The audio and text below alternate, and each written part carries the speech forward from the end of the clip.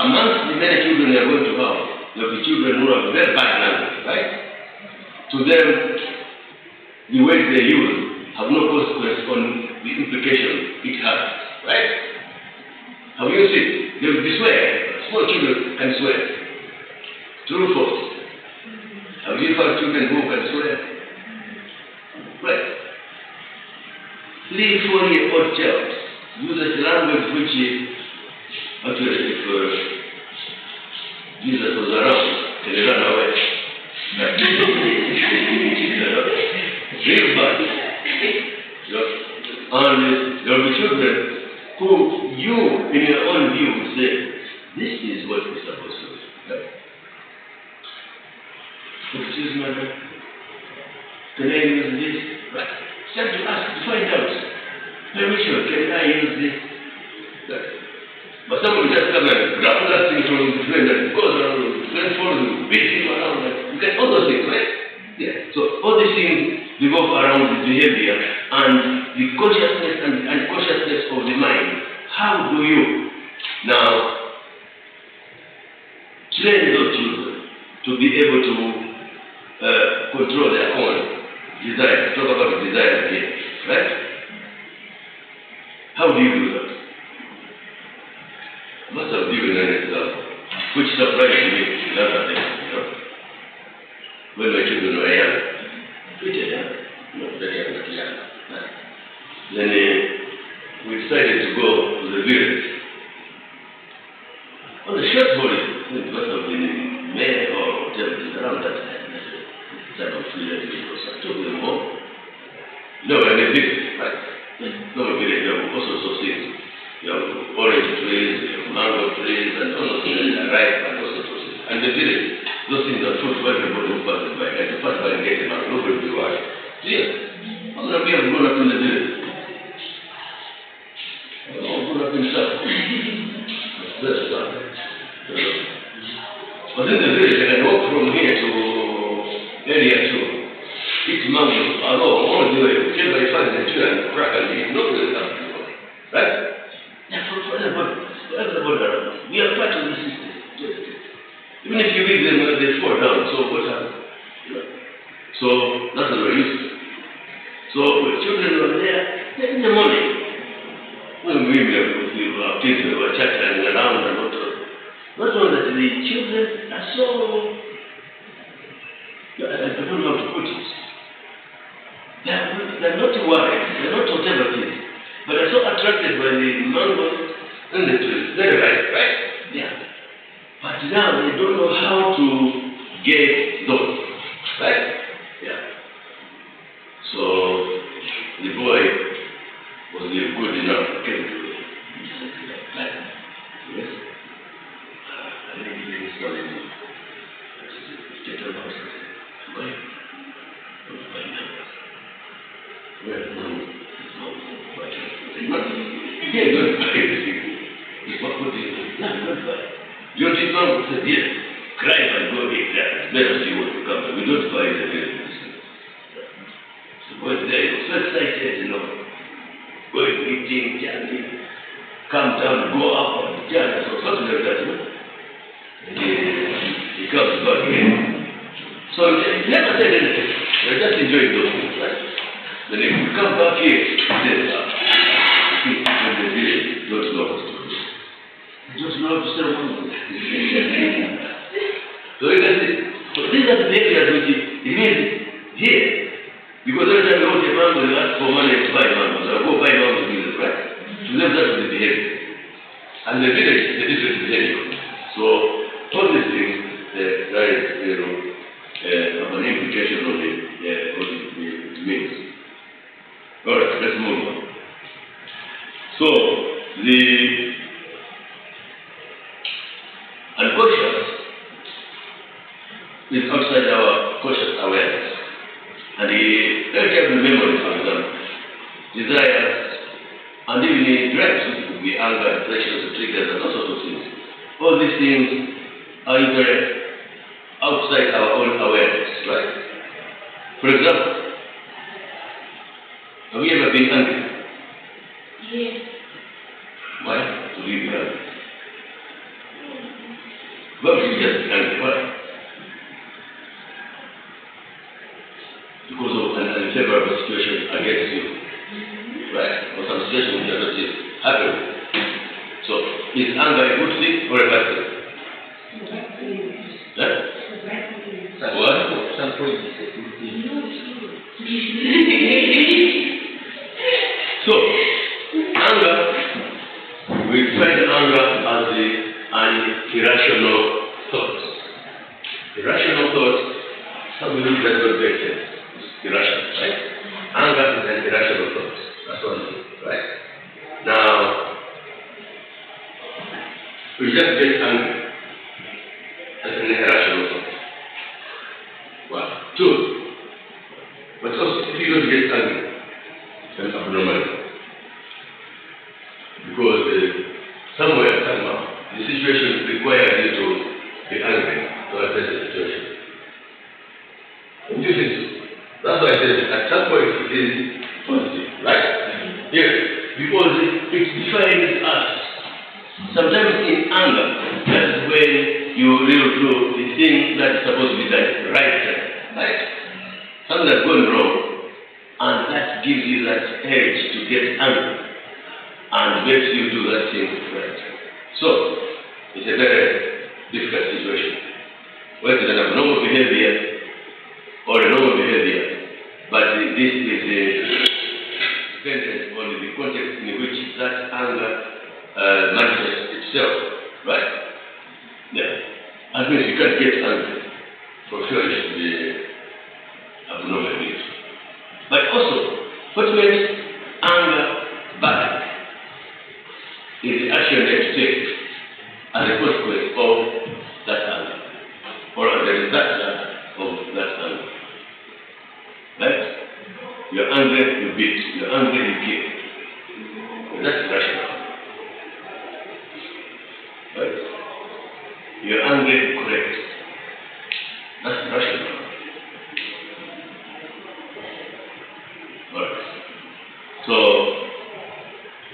the unconscious will keep our things hidden, those that we think they are very unpleasant to us, and also those that we think they can harm us or bring pain or conflict to ourselves. And as much as the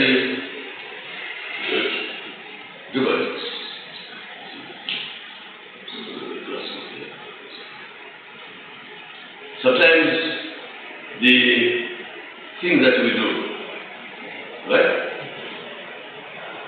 outside our own awareness can influence our thinking and how we behave. That's what it is. And that is where the issues of how you manage your conscious and the subconscious and all sorts of things also come to play, right?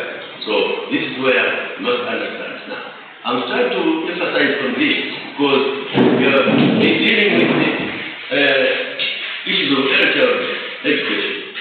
And in early childhood education, there are so many things that are behavioral in nature. We are dealing with the behavior of the child. The child is trying to develop a pattern of thought, a pattern which is going to define the personality of that particular child, right? And the personality of a particular child is manifested through the character of that individual. I've already said this, right? Yeah. So if the child just comes in and swears all over, that's the character of that child, and it's going to grow with it. So at the center, as an intervention, we're supposed to address those issues. And also specifically, you must get back to the roots. Because the behaviors that children bring in your learning center are behaviors which have been molded or built into those children by the family through socialization. So you still have to look at all these things. What type of socialization did this child go through?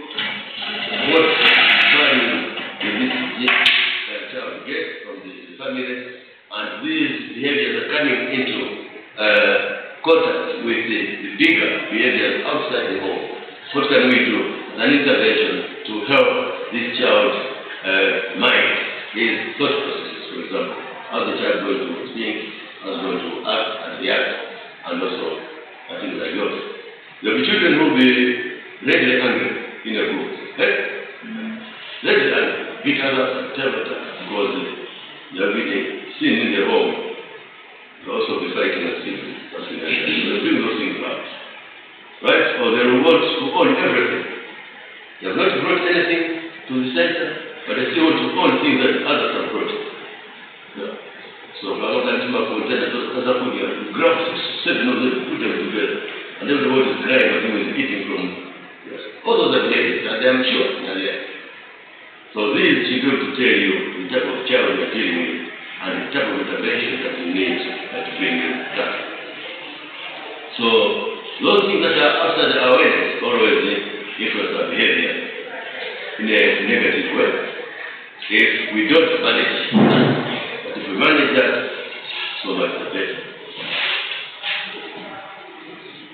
And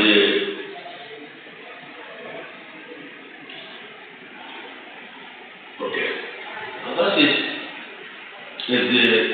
some type of explanation behavior that will bring individual thoughts between the conscious and the conscious together. And sometimes it does help. Why we bring conscious and unconscious together is to try to program the mind of that individual to identify if there's a problem somewhere, right? Why is that problem? How can I overcome that? And once you're able to do that, then those issues we're looking at that we call the defensive mechanism. What happens, right? If I'm provoked, what can I do? For example, I've seen people, not long time ago, yesterday, right? I spent 2 and 3/4 hours on a queue waiting for fuel, right? Now, the queue is not moving. It's very slow. Very, very, very slow. And too many lines. You don't know which line you belong to or something. You know. Then there will be people saying, no, as you're moving towards, no, not so good, not so good. No. Somebody argues with and people started fighting. We're all looking for fuel. Now the 2 people are fighting because one says I was in front of the other says I was behind you. Right?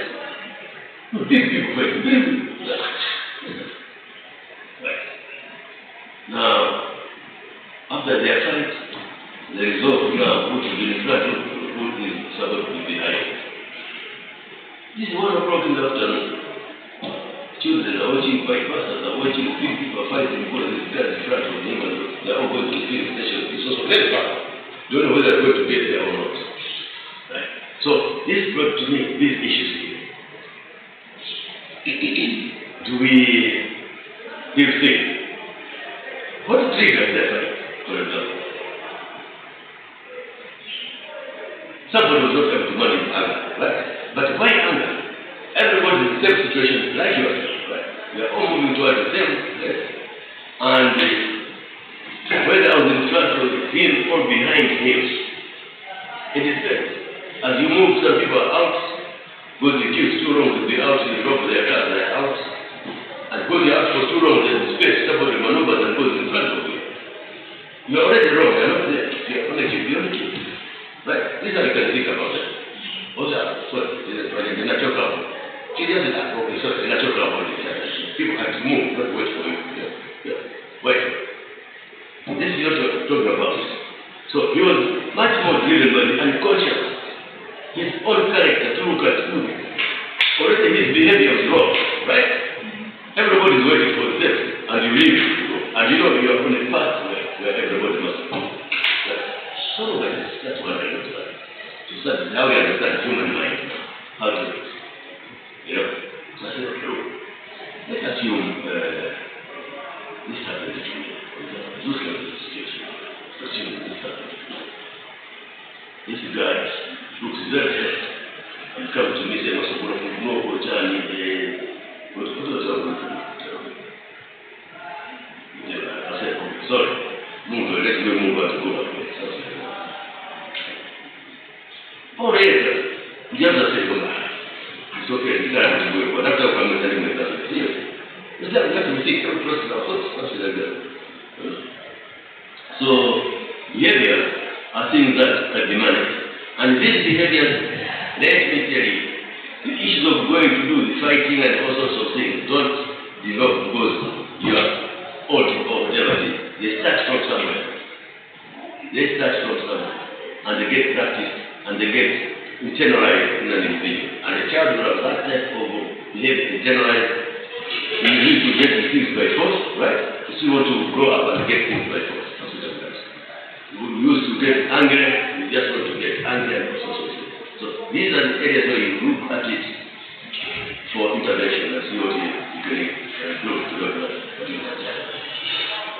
So things like depression and the anxiety will be caused by the conflict between the conscious and the unconscious. And also that our personality will actually be influenced by that type of arrangement in our brains, right? Conscious and unconscious, where they meet, there will be conflict. That conflict brings two things: the fear, anxiety, depression, or acting out, and things like those. Okay. Now, how do we manage those? This is where the issue of defensive mechanisms come. Now, if adults have defensive mechanisms, do we think children have defensive mechanisms as well? Yes, they do. As they grow, in the process of growth, as their minds and their brains develop, the two develop certain mechanisms that are able to address the issues of fear, the issues of anxiety, even when they have their own depression. And also, like all of us, they have the unconscious and the conscious. And there are times when these get into conflict and bring out the personality of that particular being. Okay.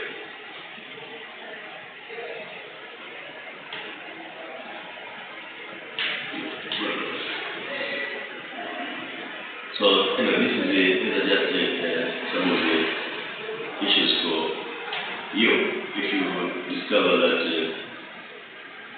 a child has a problem, but the problem with the young child in the 0 to 5 to 8, is a bit different to apply to use some of these techniques, right? You cannot do psychotherapy with the child that young now. What you need to do is to look at the methods which can rebuild the thinking of that particular child, right? Either through modeling, by providing out what you think is the best model of the character of the child, so that they get used to those things around. And for example, in most centers they'll start with the child, yes, prepare something like that, eh? Is that important? It's what was that spiritual job? We have spirits as well. Children have spirits, and they need spiritual development. What? Yes, who is that?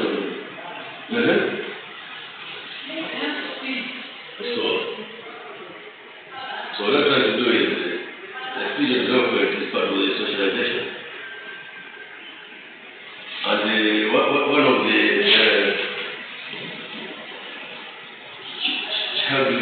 children's violation area is that if I am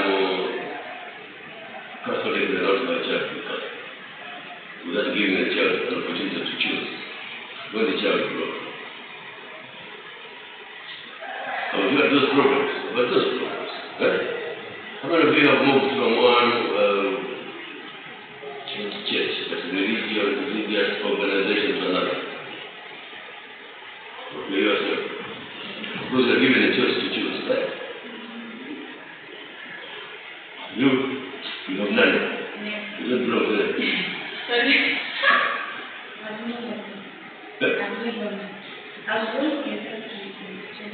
You are? So still Catholic. So Those are things that you impose into your development. That's right. So it's part of how we pattern our children's minds, right? Towards the lyrics, whatever it is, and stuff like that. So that's right. As long as you don't tell them, don't eat this because I don't eat it. Don't eat that because I don't eat it. That's it. Even if you enjoy that. Not really. But ability is ability, yeah? Okay. Okay. Two things. The psychoanalytic theory and psychodynamic theory.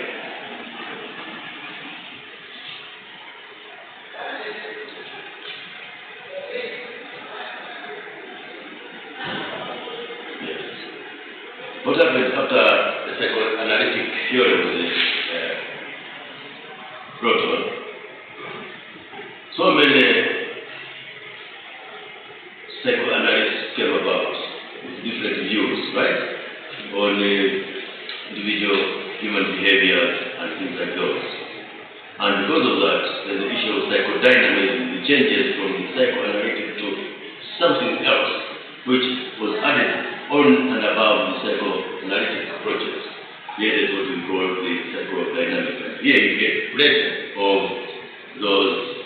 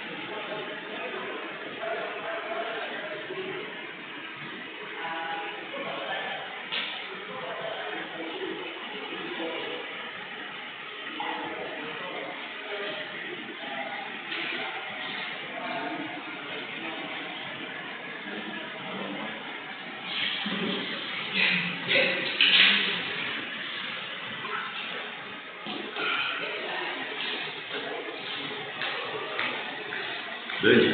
Tak. Służycie jaką grać.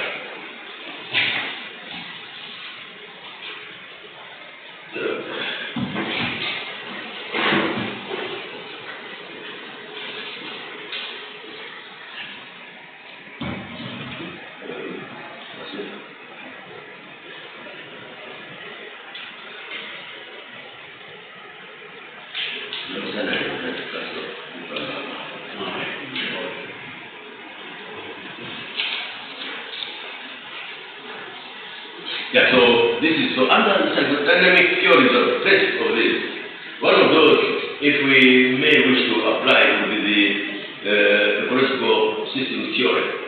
It's a psychodynamic type, because it adds only what you understand about the behavior of an individual, of a human being, as provided for in the context of the environment in which that individual is. And also looks at the development of an individual mind and behavior in relation to the stages of growth and also based on the type of environment in which that particular individual grows. So this by providing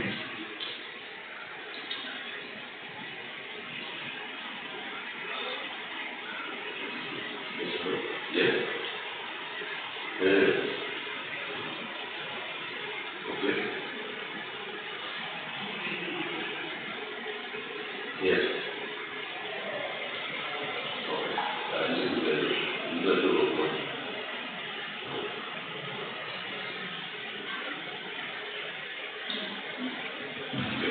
So this also will depend on what it is. So these broad theories that look at how systematically can understand human behavior and feelings and all sorts of things, depending on the different approaches that we have. So here you find that when we talk about psychodynamics, we talk about changes not only in the man or the woman or the person, but also the changes in the environment, right? And also the changes in an individual's personality. Can an individual's personality change, for example? See, for example, okay, we have a thief, right? With a consummate thief, a real thief that is a real thief, right? You catch him, send him to prison. He comes back. Can he change his thieving? Yes or no? So, what we're going to say that personality is not just something that you can change over time, right? You can sometimes resist or never persist, right? And sometimes some of these things come in as examples. You know, you understand. Has anybody stolen anything from you? Huh? Like what?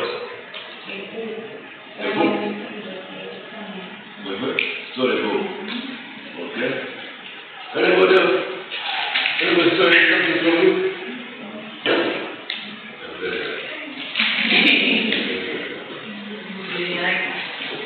Okay. I have my work in the university in Osaka. And in a hostel, every week she would call me. I've stolen my $2,000 for me, so I should be buying everything. Now, what do you do? Why don't you be buying everything? She said the money she buys things in her fridge, she comes back from classes, everything is vanished. That's how it is. You wash your clothes, you leave them outside, so you hang them out, you come back, they're not there. Just like that. And last week, it happened. Two girls, big suitcases. They didn't go to class, but stole their colleagues' clothes, packed them in suitcases. And meanwhile, they're on the phone selling them online. They are so poor, saying, hey, bring this, and this is our court. So, living can be part of an individual's behavior, right? It's possible. But what brings about that feeling to steal? Is the desire, the run of, or to punish somebody? What is it? The desire to have something that you cannot have. Probably. Alright, but why can't you go into ShopRite, break it, and get all the money from the thief? Get the money from the thief. So it's not on capability. Alright. So here, the psychodynamic looks at all these different forces around. What makes people do the things they do? What makes people change, for example? When a very good person, well behaved, but somehow that behavior goes haywire and just out. And here, why this is important for you as ECE students is, can the environment in the center, right, and the environment in the home, at a point where they meet, create a conflict in a child? It's a very good question. Can come in November. You don't understand. Explain. No. Can a child's environment in the home and in the center or learning institution create or affect a child's behavior? Discuss. So I don't know about this. These are things we're talking about. conflict in the two initially, and that affects an individual. An individual or the child's way of thinking before and after getting the institution changed, for example. Yes, yes. So it depends on how you discharge yourself and see how it is. Today, do you second study?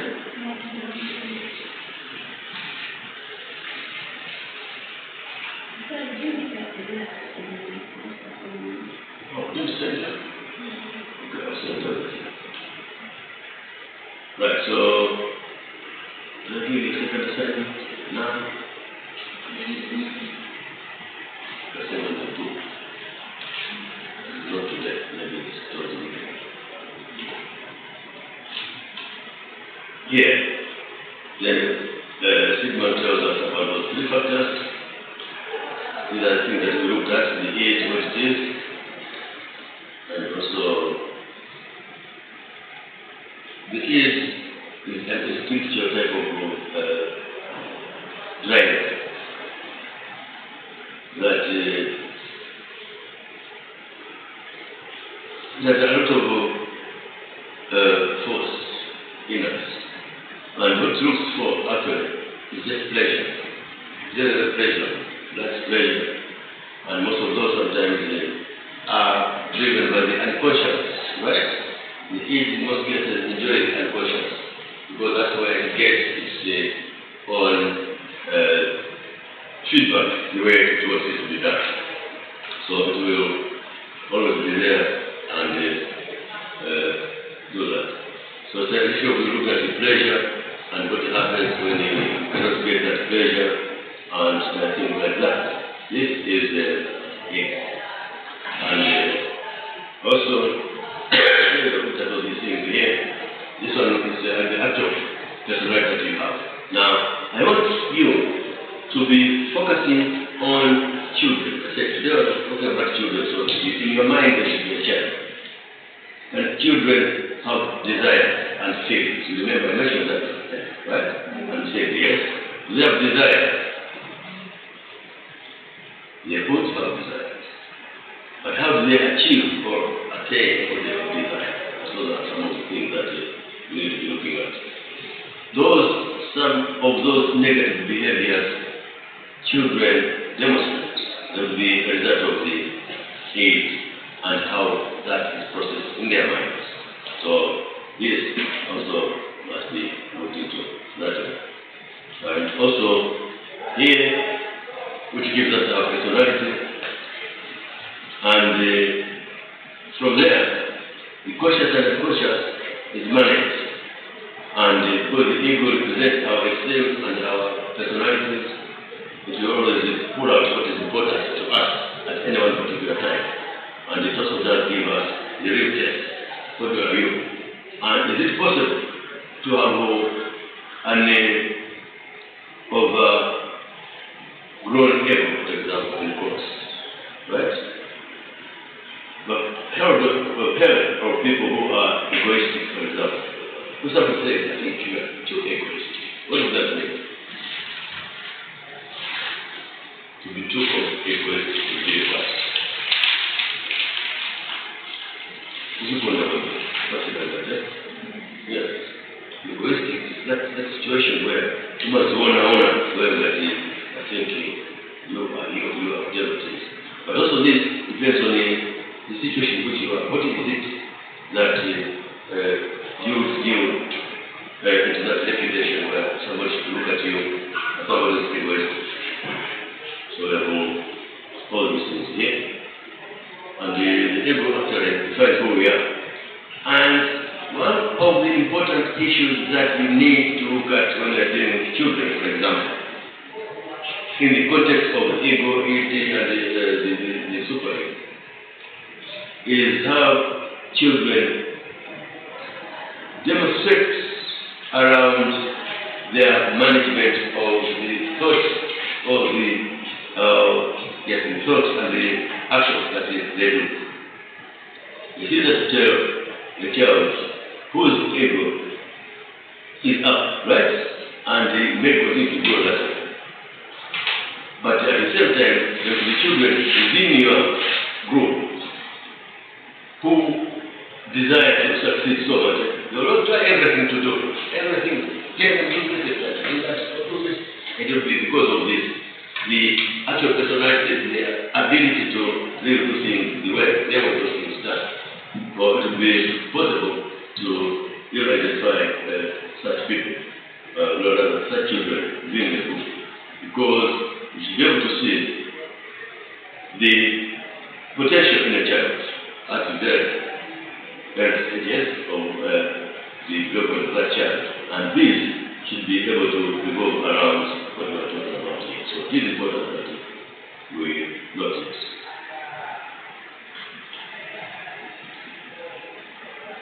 Yeah. Here it is. Is it possible to get children who are antisocial? Yes. Very sensitive? Yes. Is the issue of the ego. We talked about intervention areas. These are some of the intervention areas that you as an expert that you should be able to know and understand the child's type of behavior. Introverted, extroverted, antisocial, insensitive, all those things. All these are behaviors which you can actually manage in the context of dealing with those children. And something you can share with the parents. Well, some of these may come out as behaviors which have been transferred from the home into the institution, right? So that's what you need to do your actual intervention to see what is happening. Issues of guilt, issues of anger, issues of inadequacy, all these things are behaviors that are can be easily identified and also managed.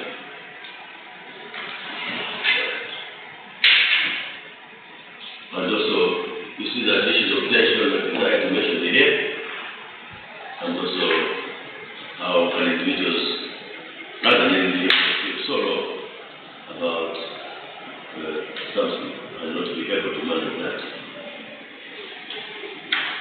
Right, this one is the mediator between the id and the ego.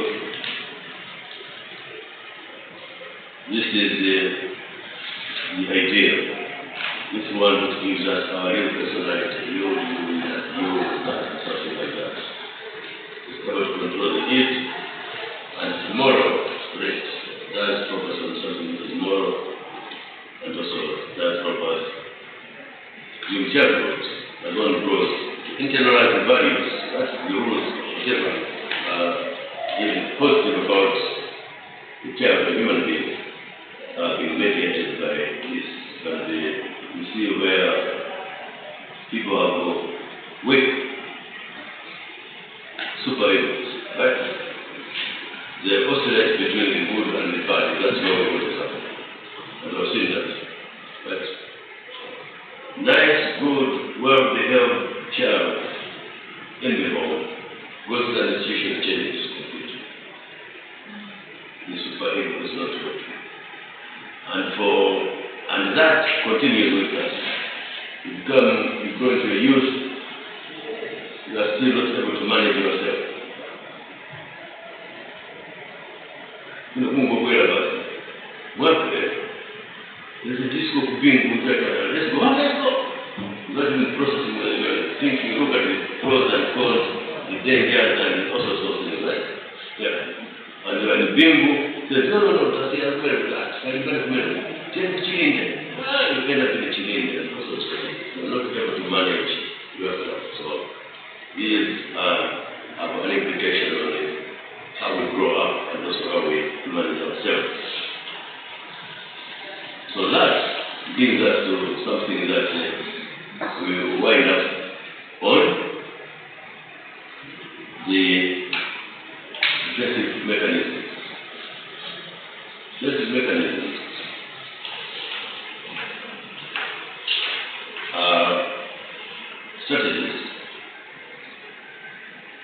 that enable our ego, which is the self, as I mentioned earlier, to protect itself from all sorts of wayward behaviors that bring about anxiety, fear, depression, and all sorts of negative things. So what they do basically they are trying to safeguard us so that we are able to do that which is not distressing to ourselves. Right? Defensive mechanisms try to push off the unconscious, entering into our self-awareness.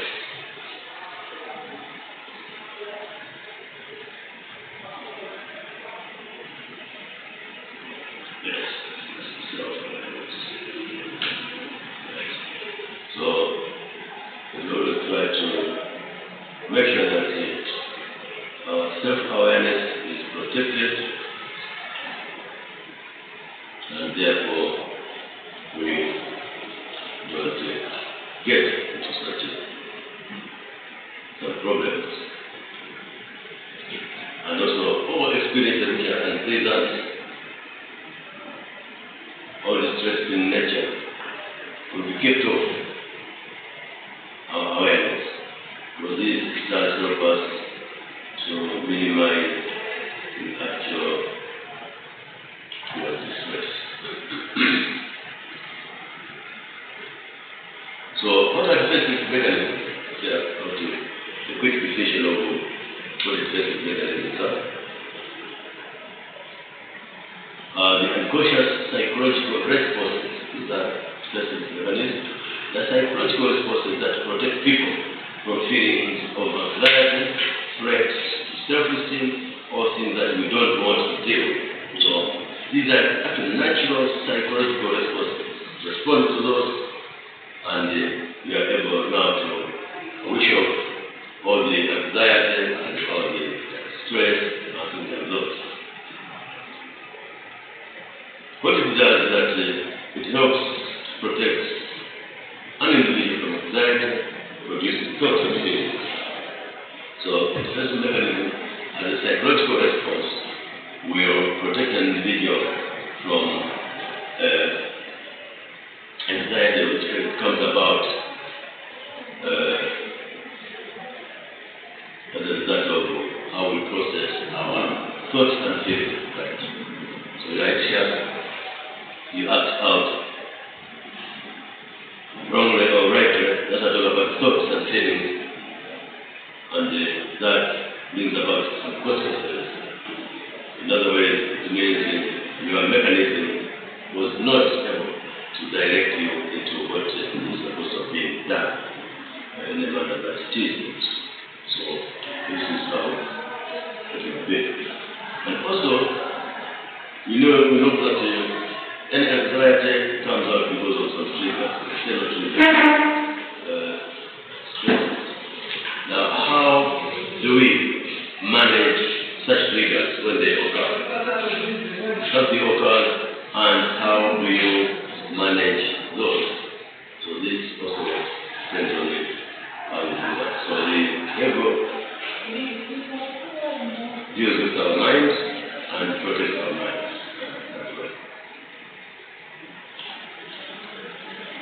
So I feel actually the daughter to Sigmund Freud. That's interesting. Like father, like God. But she also, I think, by association, became part of the psychodynamics. People who are studying issues alongside psychoanalysis and psychodynamics, the changes that are occurring in between. And here they looked at different types of defensive mechanisms that human beings have to push away anxiety and all sorts of things. And here, let's look at a few. Now, these are, I want you to pay attention. Do you think children are able to do this? Right? Denial as the mechanism is where you block and welcome or threaten information from your awareness. That is, you don't want something that you are aware of, but you don't want it to be accepted clear before that's denied. No. You know something that happened, you say no, it was not true, that must be me. That's what you common with certain things that affect individual self-esteem. Let's have an age, for example. Most people will be in denial, even when they know what they're affected. Right? I've seen people who can't believe that they have failed an exam. Right? That's denial. But you know you have failed. You say, no, I can't believe it. I feel it's not matter. But you know, it cannot be. No. So that is denial. So this one tries to protect our ego because we don't want to show that lack of self-esteem as individuals. So we do that. And it does protect us from the conscious awareness. Denial is about protecting ourselves from the conscious awareness. Right? Something you are aware of, but not to protect yourself from that. Some sort of pretense, if you very wish. Right? You know it is true and you want to run out from that. And this helps to shield an individual from a denial, for example. Right?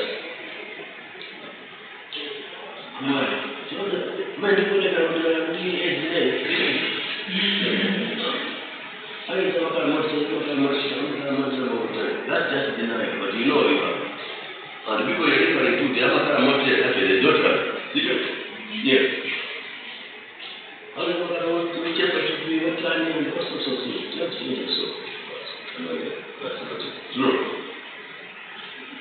Yes. But the other type of denial is called rationalization. This is to rationalize is to justify, right? That's true. Rationalization and justification, that's the same thing. Almost.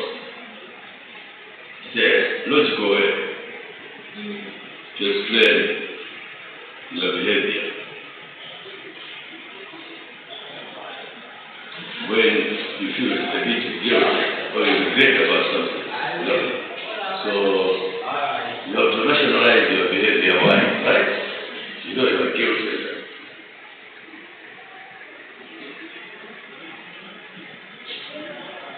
And this is very common for students.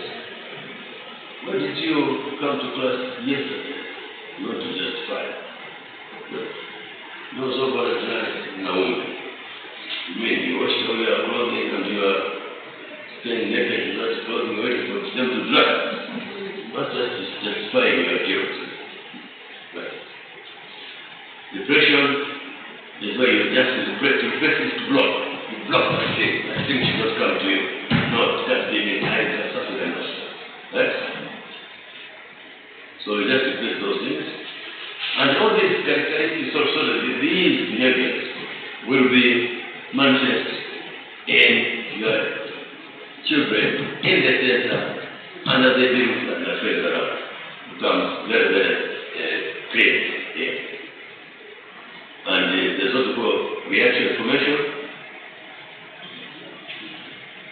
where you turn an acceptable thought into the opposite. What does that mean?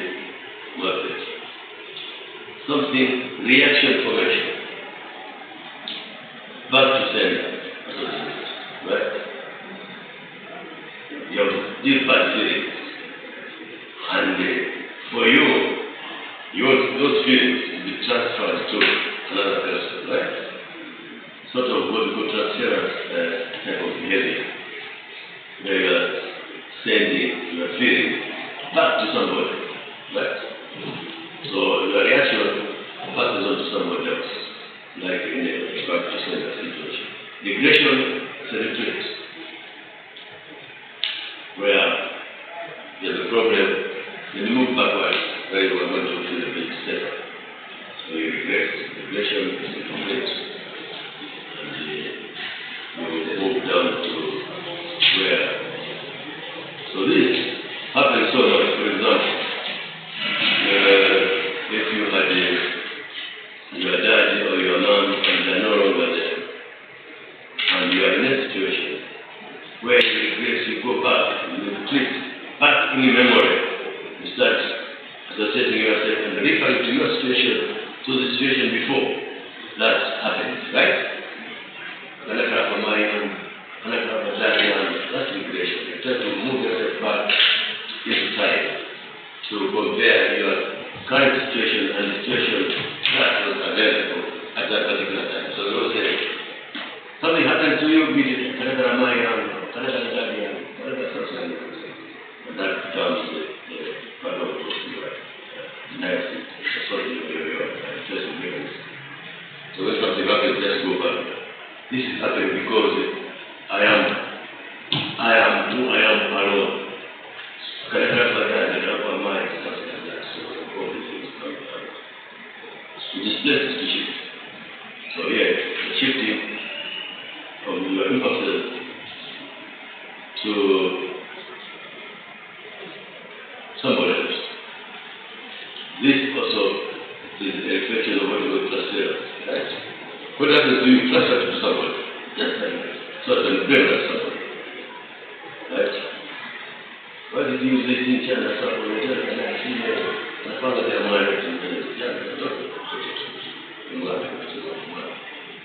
So you are trying to displace and transfer when your feelings to somebody else. So the relation is welfare is a substitute, a socially acceptable suitable substitute for socially unacceptable behavior. Check. Right? Something happens to you and you make your anger with somebody else. Right? And instead, after that, you find yourself you are feeling guilt about it. So it's your problem, but you share it with somebody else. And it happens quite a lot. Right? It's possible. And these two with children. So you look at all these things. Is it possible for a child to shift the impulse? Right? To try to target whether that is that individual, somebody else. It's very possible. Every child goes to the right. So something says, Aswa Chidori Tindai. Ask them, Chidori Chidori. Aswa Chidori Tindai. Nobody will say, Dinero. You are there. Because they're not sure. Look at the issue of reinforcement theory, right? And then after today, we have a punishment. So they run out from that. Instead, they use what's called displacement. They shift it and also try to get some target which they can use. Right? That's why it's George. George, I see where you're going to try to go to see. George, I think no class has mentioned one person around, right? And you got to find the one who can manage to George. So all those behaviors in our children, in a sense, which manifest as the defensive mechanism. And therefore, because they really try to protect the type of anxiety that it can affect us. So let's assume, in the end, they discover the other children in Joseph. And everybody listen to Joseph. What happens? Joseph will be depressed. Yeah. You'll feel very guilty. Very, very guilty. And just as the following morning will not come to school because very happy. Because we were carrying a car to school. All these things.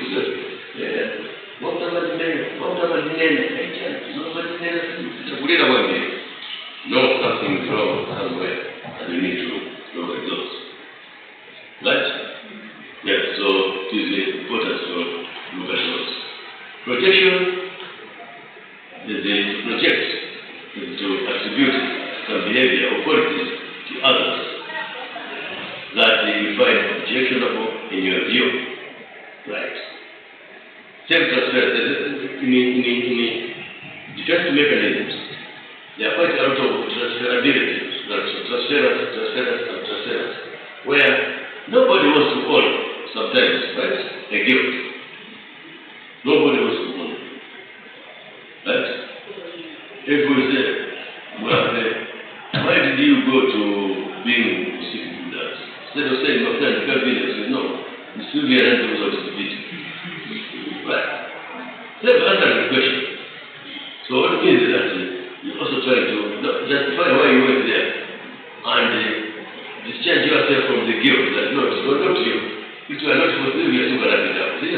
you mean? Okay. You went because of Sylvia, but did you dance? That is the question. Yes, I was dancing. Did you enjoy it? Yes. So why pass that gift to somebody? On your gift. Right, so first mechanism is about it. But token on this that, after token, 40, 50 also, and the millionaire and his own brand and his own and so on and so forth. You have plenty of business. That's the mechanism. That's the mechanism. Cash insurance. This is displacement. Victim displacement. Nationalization.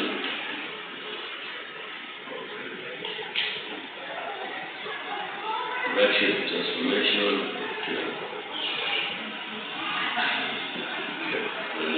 Displacement. How you take your frustration. Your feelings are important. On the people or objects that are less threatening. Is that good one, eh? Displacement. How you go out your frustrations. Have you seen children that were moving like a bus? Which way of that? Yes, that's displacement.